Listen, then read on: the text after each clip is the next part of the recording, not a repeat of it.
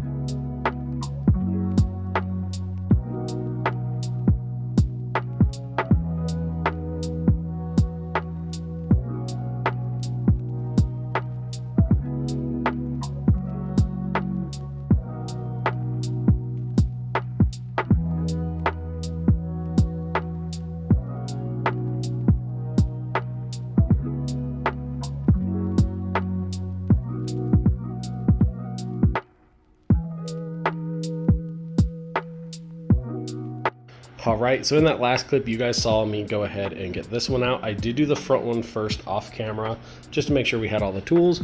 I cleaned it up a little bit with a wire wheel, but essentially what we need to do is get this off of here. And in order to do that, you have to release the pin right here. So what I did was a little bit of heat on the tube itself, mostly on the ends, and then I used this socket right here, 3/16. It fits perfectly on the end here and allows you to kind of hammer inward like this to knock the pin out. In the video you'll see me do it this way where I knock the pin this way, but it's essentially what I'm doing. And then I used this drill bit right here, which is going to be a 3/8, and I just lightly drilled each side out. Basically what you want to do is just get rid of this collar. Now once you do that, you'll still have this little insert in there. However, a few taps with a flathead screwdriver will crush it down and you can just pop it right out. I went ahead and wire wheeled this up. You don't really have to go this far if you're not respraying this, but because we are, before I go ahead and put the inserts in here and show you guys the assembled piece, we're going to hit this a little bit more, clean it up, primer it, and go ahead and just put some black down so we get good coverage here and over here. And then when we come back, we're going to have an assembled product. I'll show you guys how to install everything, but it should be pretty easy. And just like that, guys, we got both sides done, so they're all cleaned up. Now, these were kind of a pain. So one, it seems like on each door came out super easy, but there was one on each door that, man, really fought me. As a matter of fact, this one over here, I have to drill out that one down there some more. Luckily, I was able to heat these up, hammer them out, but that one back there definitely is going to need some extra work. So another helpful tip is that if you are doing this, make sure these little earlets go on the side that have the most room.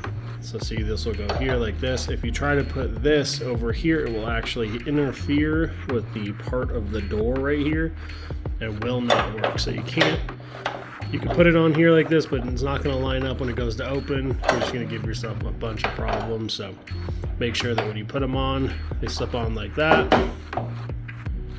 Should be really easy. Here's a close-up of the lock. So this little tab right here sits, we'll lock in there. So important too to check, make sure your holes are good on each side, nothing's wallowed out. 9 out of 10 times just replacing these and the pins will do the job.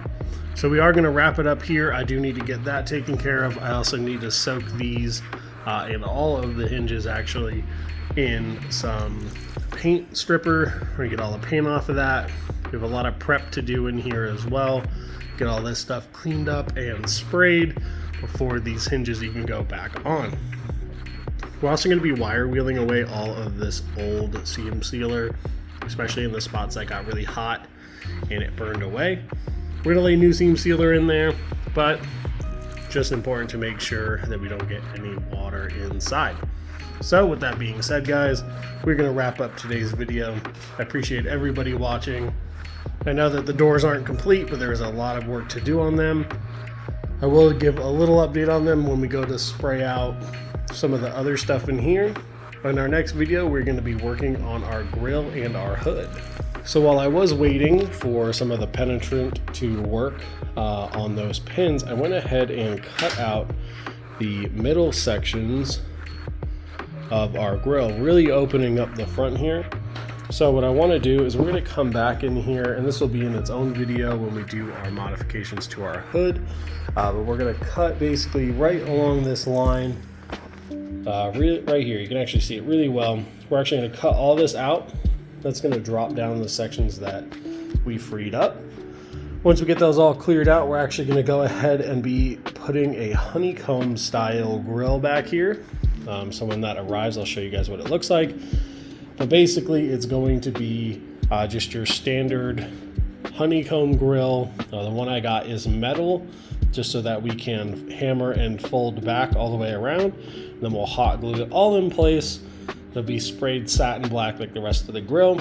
Should really help clean this up. Originally, what I wanted to do was some kind of custom grill here in the front, a little bit more than just this. However, I think that this will suffice.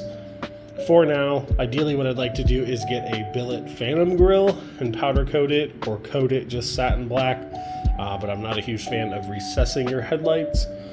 Plus I would like as much clarity on our lights as we can get. So for now this will work. I'm sure it'll turn out fantastic, and if not, well, we'll just go with our other option. On our hood, like I said, we're going to be cutting our vents for our Rodifab hood vent kit. We did get the outer one, not the inner skin. So that should be super duper fun. And then over here, we do still have to weld up our plug right here and our plate. So we go ahead and shave that down. So I really appreciate everybody watching. Like I said, if you have to do this to your D21, be prepared to add a bunch of heat. Depending on where you live, mine were pretty rusted and definitely needed it. So that being said, I appreciate every single one of you guys. Thank you guys so much for everything that you do. And until then, I'll catch you guys in the next one. Peace.